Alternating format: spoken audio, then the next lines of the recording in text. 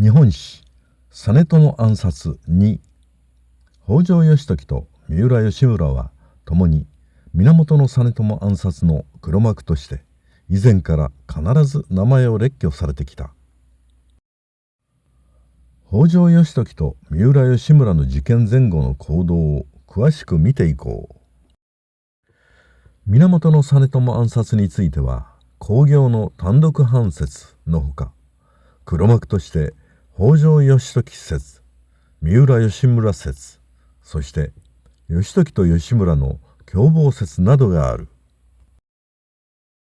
実朝暗殺については吾妻鏡と愚管抄に具体的かつ詳細に記録されている。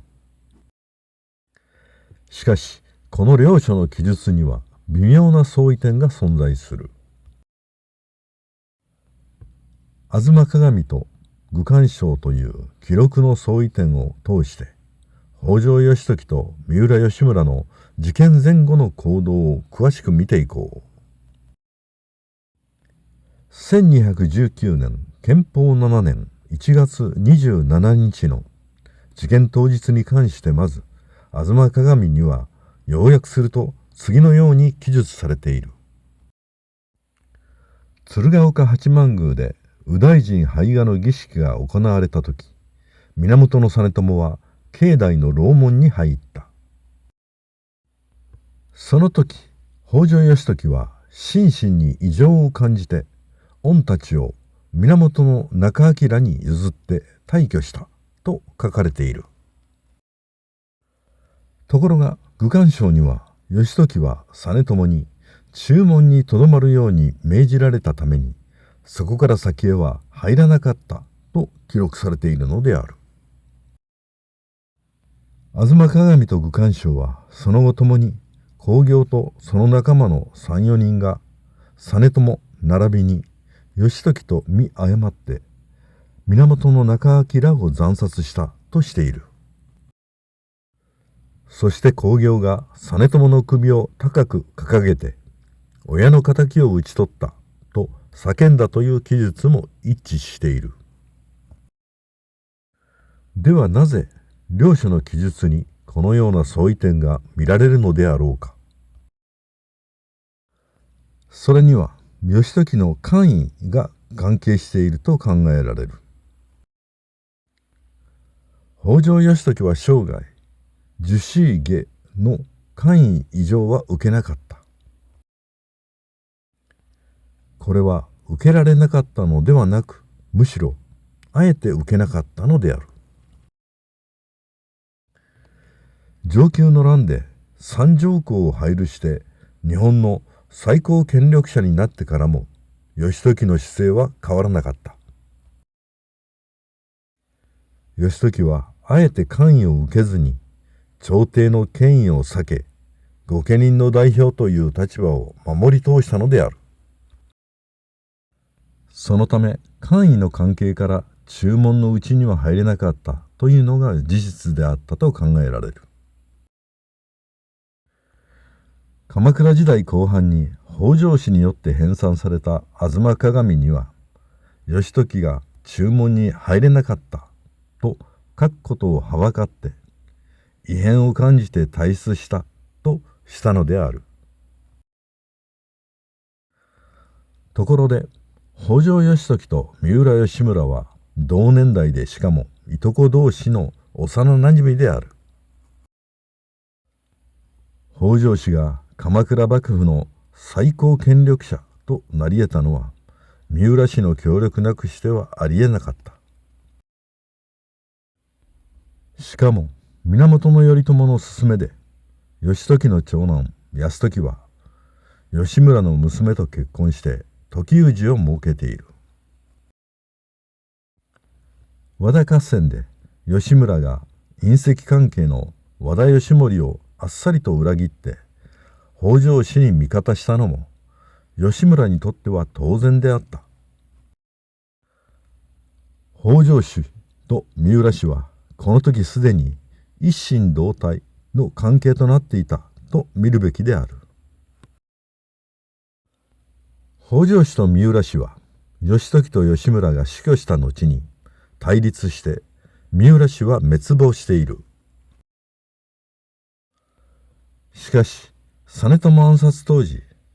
義時と義村は良好な関係を続けており、対立していたと考えると事実を見誤る。吾妻鏡と愚管省には共に公暁が実朝暗殺後に乳母である三浦義村に連絡するが、義村は義時に報告して公暁を討ち取ったと記述している。愚管省は当日事件に遭遇した公家の一人に取材した自演によって執筆されている。そのため愚管省がより事件の真相を伝えていると考えられるのである。両者の微妙な記述の相違はその結果生じたのであろう。鎌倉幕府のナンバー1とナンバー2として権力を握る義時と義村にとって政権を揺るがしかねない実朝暗殺を実行する理由は存在しない。後鳥羽上皇の王子を次期将軍に迎える話がまとまったことに焦った公暁が犯行に走った可能性が高い。しかし朝廷の権威に屈して官位の上昇を喜ぶ将軍実朝の姿を